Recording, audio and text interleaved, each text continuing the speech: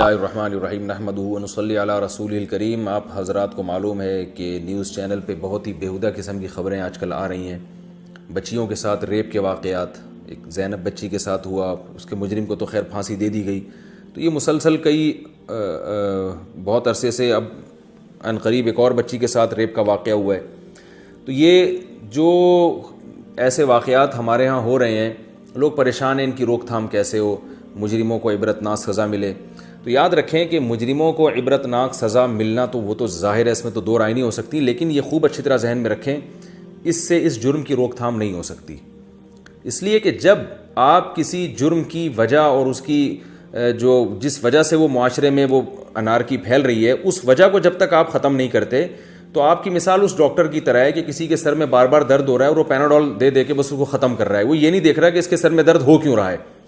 تو جو اصلی طبیب ہے وہ ہمیشہ بیماری کی جڑ تک پہنچنے کی کوشش کرتا ہے۔ تو یہ واقعات باہر کے ملکوں میں تو بہت زیادہ ہوتے ہیں اور ہوتے رہے ہیں، ان کی کیلکولیشن اگر ہم آپ کو بتائیں تو آپ حیران ہو جائیں گے کہ ان کے ہاں تو ریپ کے واقعات صبح و شام ہوتے ہیں۔ اسلامی کنٹریز میں یہ واقعات نہ ہونے کے برابر تھے، لیکن یہاں بھی تیزی سے بڑھ رہے ہیں۔ اس کی بہت بڑی وجہ کیا ہے کہ میڈیا نے فحاشی کو بہت زیادہ عام کر دیا ہے۔ کو ایجوکیشن سسٹم دیکھیے، ایک آدمی کی جب بھوک کو آپ پورا نہیں کریں گے اور اس کے وہ بھوکا ہے اور اس کی بھوک کو بڑھانے والی ساری چیزیں موجود ہیں اور اس کے سامنے آپ بار بار مرغن غذائیں لے کر آئیں گے، تو اس کا مطلب ہے کہ آپ اس کو راستہ دے رہے ہیں برائی کا کہ وہ چوری کر کے یہ چیزیں کھانے کی کوشش کرے۔ دیکھیں گھر میں کیا ہوتا ہے کہ بچے کو جس چیز سے پرہیز ہوتا ہے تو دسترخوان پہ وہ چیز رکھی نہیں جاتی۔ بعض بچوں کو ڈاکٹر بتاتے ہیں چاول سے پرہیز ہے، ان کو کھانسی ہے، ان کے ساتھ یہ مسئلہ ہے، ان کو چاول نہ کھلائیں، تو والدین بچوں کی خاطر قربانی دیتے ہیں، اس دن کھانے میں چاول بناتے ہی نہیں ہیں۔ یہ نہیں کرتے کہ آپ بچے کے سامنے چاول مزے مزے سے لے کے کھا رہے ہیں اور بچے کو منع کر رہے ہیں کہ بیٹا تم نہیں کھاؤ، تمہیں پرہیز ہے، تو بچہ کہے گا نا کہ جب پرہیز تھا تو آپ نے بنایا کیوں، میرے سامنے رکھا کیوں۔ یہ سمپل سی مثال ہے کہ اللہ نے مرد اور عورت کی طرف ایک دوسرے کی رغبت رکھی ہے، مرد کی عورت کی طرف، عورت کی مرد کی طرف، تو اس کا ایک طریقہ بیان کیا ہے کہ سیکس کو بڑھانے والی اور جو بھی شہوت کو بھڑکانے والی چیزیں، ان تمام چیزوں کو اللہ نے ختم کر دیا۔ فحش مواد، فحش فلمیں، عورت کو پردے کا حکم دیا، فحش فلموں پہ پابندی لگائی، فحش مواد پہ پابندی لگائی۔ کو ایجوکیشن سسٹم کا اسلام میں کوئی تصور نہیں ہے، مرد مرد میں رہے گا، لڑکیاں لڑکیوں میں رہیں گی۔ پھر جب وہ ایک عمر تک پہنچیں گے، ان کے اندر یہ جذبات پیدا ہوں گے، تو اللہ نے والدین کو حکم دیا کہ بالغ ہوتے ان کے نکاح کا انتظام کر دیا جائے۔ یہ ایک نیچرل طریقہ ہے کسی معاشرے میں حیا کو فروغ دینے کا، اس سے معاشرے میں حیا پھیلتی ہے۔ لیکن آپ اگر کسی بھی اسٹیپ پہ اس سسٹم کی مخالفت کریں گے تو وہی کچھ ہوگا جو ہو رہا ہے۔ تو اس کی مخالفت کیسے ہوتی ہے؟ لڑکیوں کو بے پردہ گھومنے کی آپ نے اجازت دے دی، سینما گھروں میں فحش فلمیں لگائی جا رہی ہیں، فحش ڈرامے ٹیلی ویژن پہ دکھائے جا رہے ہیں اور پردے کا کوئی نظام ہی نہیں ہے۔ ٹین ایجز لڑکوں کو اسکول میں لڑکیوں کے ساتھ بٹھایا جا رہا ہے، تو یہ درندگی۔ اور پھر جو موویز ہیں فحش قسم کی وہ کھلے عام بک رہی ہیں مارکیٹوں میں، انٹرنیٹ پہ لوگ ڈاؤن لوڈ کر رہے ہیں، دیکھ رہے ہیں۔ تو اس کا مطلب یہ ہے کہ آپ معاشرے کو خود درندہ بنا رہے ہیں، ہماری حکومتیں خود درندہ بنا رہی ہیں۔ جو لوگ اسمبلیوں میں پہنچے ہوئے ہیں وہ خود معاشرے کو برائی کی طرف لے کر جا رہے ہیں اور حلال راستوں پر پابندی لگ رہی ہے۔ نکاح کے بارے میں سخت سے سخت قوانین ہوتے چلے جا رہے ہیں۔ کہیں قانون بنتا ہے کہ بھئی بالغ لڑکی کو جب تک وہ 18 سال کی نہ ہو جائے نکاح کی اجازت نہیں ہے۔ پھر قانون بنتا ہے کہ مرد کو دوسری شادی کی اجازت نہیں ہے، چاہے اس کی بیوی میں کیسے ہی فالٹ کیوں نہ ہو، کوئی خرابی کیوں نہ ہو، وہ اس کی ڈیزائرز پوری نہیں کر سکتی، لیکن آپ اس پہ پابندی لگا رہے ہیں وہ سیکنڈ میرج نہیں کر سکتا، چاہے وہ کسی بیوہ سے کر رہا ہو، کسی طلاق یافتہ سے کر رہا ہو، اس کا گھر بسا رہا ہو، لیکن آپ نے اس پہ بہت سخت پابندیاں لگا دی، 6 مہینے کی جیل اور لاکھوں روپے جرمانے ڈال دیے آپ نے اس کے اوپر۔ تو یاد رکھیں کسی بھی معاشرے میں جب حلال کو مشکل بنایا جائے اور حرام کے دروازے کھول دیے جائیں تو یہی بدترین واقعات ہوتے ہیں، ایسے ہی درندے پیدا ہوتے ہیں جو بچیوں کو ریپ کرتے ہیں، بچوں کو ریپ کرتے ہیں۔ یہ درندے ہمارے سسٹم کی پیداوار ہیں، میں ان درندوں کی حمایت ہرگز نہیں کر رہا۔ میرا بس چلے، مجھے اگر قانون سازی کی اجازت دی جائے تو میں کہوں گا کہ ان کو فوراً لٹکا کے مار دیا جائے، ان کو جو ہے حکومت کی ذمہ داری ہے ان کو فوراً پھانسی کے پھندے پہ لٹکائے، عبرتناک سزا دے۔ ہم ان کو کبھی بھی اپریشیٹ نہیں کر رہے، یہ معاشرے کے بدترین ناسور ہیں، لیکن خدا کی قسم اس سے بڑے مجرم وہ حکمران ہیں جو معاشرے میں بے حیائی کو فروغ دے رہے ہیں، جو اسکولوں میں کو ایجوکیشن سسٹم کو فروغ دے رہے ہیں اور جو عورت کو پردے کا پابند نہیں بنا رہے۔ یونیورسٹیوں میں، کالجز میں، سرکاری دفتروں میں لڑکوں کے ساتھ جوان لڑکیوں کو بٹھا رہے ہیں اور اس پر کوئی روک ٹوک نہیں ہے۔ ایسے حکمران ان جرائم کے جو ہے نا، اور ایسے حکمران جو ہے اس قسم کے جرائم جو معاشرے میں پیدا ہو رہے ہیں ان کے اولین ذمہ دار ہیں. دنیا میں سزا نہیں ملتی لیکن آخرت میں اللہ ان لوگوں کو ضرور لٹکائے گا اور انتقام لے گا کہ جن کے قانون سازی اور جن کی غلط قانون سازی کی وجہ سے معاشرے میں ایسے مجرم پیدا ہوتے ہیں. تو ہماری حکومت سے ایک عاجزانہ اپیل ہے کہ وہ لوگ جو اسمبلیوں میں بیٹھے ہوئے ان سے عاجزانہ اپیل ہے کہ اللہ کا واسطہ ہوش کے ناخن لیں, میڈیا پہ قابو پائیں, میڈیا کو قابو میں رکھنے کی کوشش کریں. اسلام کے نام پہ یہ ملک بنا تھا, اسلامی خطوط پر اس کو چلانے کی کوشش کریں. پردے کی حجاب عورت پر لازم ہو, جوان عورت پر لازم ہو کہ وہ حجاب کے بغیر گھر سے باہر نہیں نکل سکتی. اسکولوں میں کو ایجوکیشن سسٹم کو ختم کیا جائے اور میڈیکل کالجز میں کو ایجوکیشن سسٹم کو ختم کیا جائے. جوان لڑکیاں نائٹ ڈیوٹی کر کے آتی ہیں, جب ہاؤس جاب کرتی ہیں پوری رات غیر مردوں کے ساتھ وہ گزارتی ہیں. تو آپ بتائیے کہ یہ کیا معاشرہ کس طرف جا رہا ہے؟ اس میں وہی واقعات ہوں گے جو دوسرے ملکوں میں ہوتے ہیں اور ہمارا ملک بھی اس کی لپیٹ میں پھر آئے گا. تو ان تمام بے حیائی کے کاموں پر پابندی لگانے, یعنی ہمارا ایک عاجزانہ مطالبہ حکومت سے کہ ان تمام بے حیائی کے راستوں کو بند کرے, نکاح کو پروموٹ کرے زیادہ سے زیادہ. جب خلافت عثمانیہ تھی تو نکاح کرنے والے کو گورنمنٹ کی طرف سے پیسے دیے جاتے تھے, ان کے ساتھ تعاون کیا جاتا تھا اور حکومت سپورٹ کرتی تھی جب تک اسلامی حکومتیں دنیا میں تھیں.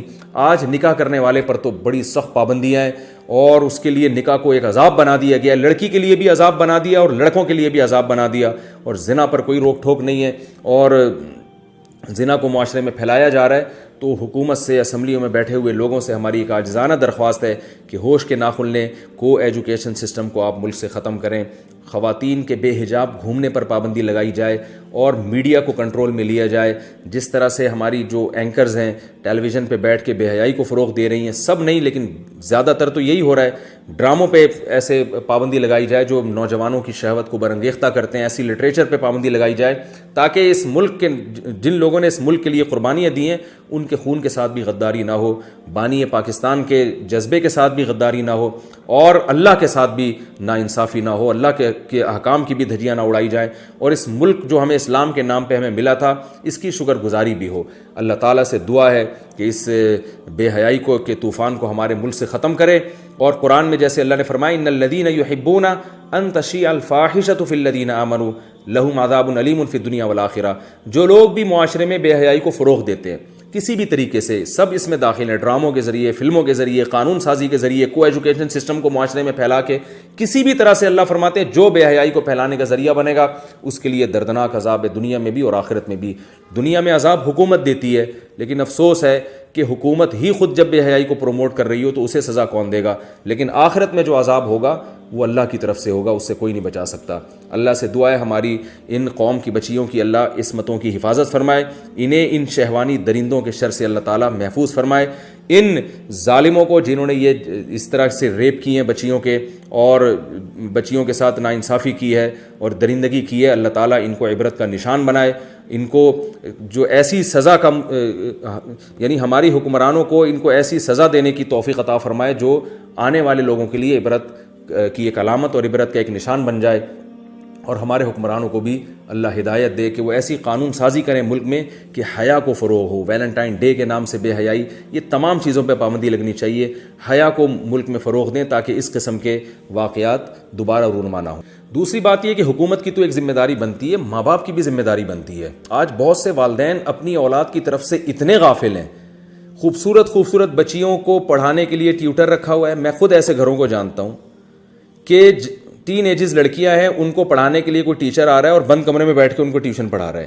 اس کا کیا لگتا ہے کہ وہ آپ کیوں کسی پر اتنا اعتماد کر رہی ہیں؟ ہم تو یہ کہتے ہیں کہ اگر بچی قریب البلوغ ہے, بالغ ہونے والی ہے, تو کسی قاری سے بھی اس کو نہ پڑھایا جائے. اسلام میں پہلے پردہ ہے, بعد میں ساری چیزیں ہیں. قرآن کے احکام پر عمل پہلے ہے, قرآن لفظی اعتبار سے پڑھنا بعد میں ہے.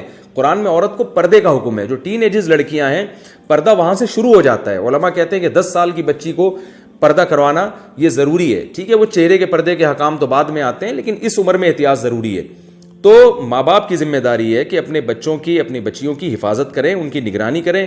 ایسے ہی کوئی بھی آ رہا ہے چیز دلانے کے بہانے, ایک بچی کے ساتھ ریپ ہوا تھا, کیا ہوا تھا, کوئی بندہ آیا اور چیز دلانے کے بہانے جو ہے نا اس کو اپنے ساتھ لے گیا اور وہ بچہ چلا گیا. تو ماں باپ کو چاہیے اپنے بچوں کو قابو میں رکھیں. کوئی بھی آ رہا ہے اٹھا کے ان کو کسی بھی لالچ میں لے کے جا رہا ہے, وہ جانے دیتے ہیں ان کو.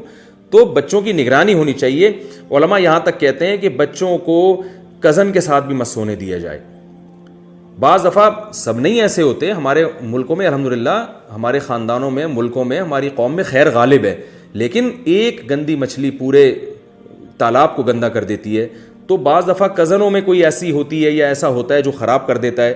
ماں باپ کہہ رہے ہوتے ہیں کوئی بات نہیں, کزن ہے اس کے ساتھ سونے, تو وہ برائی کی عادت, وہ برائی کی لت لگا دیتا ہے. وہ شریعت نے تو یہاں تک حکم دیا ہے کہ سگے بہن بھائی بھی 10 سال کی عمر کے بعد ایک ساتھ نہیں سو سکتے اور ایک بستر پہ نہیں سو سکتے. سگوں کے بارے میں یہ احتیاط کا حکم دیا ہے, تو آپ بتائیں جو سگے نہیں ہیں ان کے بارے میں کتنی احتیاط کا حکم ہوگا. بدگمانی کی اجازت نہیں ہے کہ آپ کسی سے خام خامے بدگمان ہیں کہ اس کی نیت, اس کی نظریں غلط ہیں, یہ اجازت نہیں ہے. احتیاط کا حکم ہے. معاملات میں ایک دوسرے سے ایسے ہی معاملہ کیا جائے گا جیسے آپ اس سے بدگمان ہیں. حضرت شیخ الحدیث مولانا زکریا رحمہ اللہ تعالیٰ کا مشہور واقعہ ہے, فرماتے ہیں جب میں بچہ تھا, میں مسجد میں جب نماز پڑھتا نا کسی کے ساتھ کھڑے ہو کر, اگر اگلی نماز میں بھی اسی کے ساتھ کھڑا ہوتا تو میرے والد مجھ سے پوچھتے تھے کہ یہ تمہارا کیا لگتا ہے کہ ظہر میں بھی اسی کے ساتھ تھے, عصر میں بھی اسی کے ساتھ تھے. اتنی نگرانی ہوتی تھی تاکہ کسی بڑی عمر کے آدمی سے دوستی نہ ہونے پائے. تو والدین کو اپنے, حالانکہ وہ زمانہ بڑا خیر کا زمانہ تھا, اب تو بہت زیادہ بےہودگی پھیل گئی ہے, تو والدین کی ذمہ داری بنتی ہے کہ آپ کا اگر کوئی لڑکا ہے, ٹین ایجز بچہ ہے یا بچی ہے یا اس سے بھی کم عمر ہے, تو اگر کوئی بڑا لڑکا اس سے فری ہونے کی کوشش کر رہا ہے تو آپ اس کی نگرانی کریں, اس کو منع کریں کہ بیٹا اپنے جیسے بچوں میں کھیلا کرو, اپنے سے بڑوں سے فری ہونے کی کوشش نہ کیا کرو, کہ تم سے فری ہو رہا ہے تو ہمیں گھر میں آ کے اطلاع دیا کرو. اس طرح سے حکومت کنٹرول نہ کرے, کم از کم والدین اپنی اولاد پہ کنٹرول کریں. اللہ تعالیٰ عمل کی توفیق عطا فرمائے.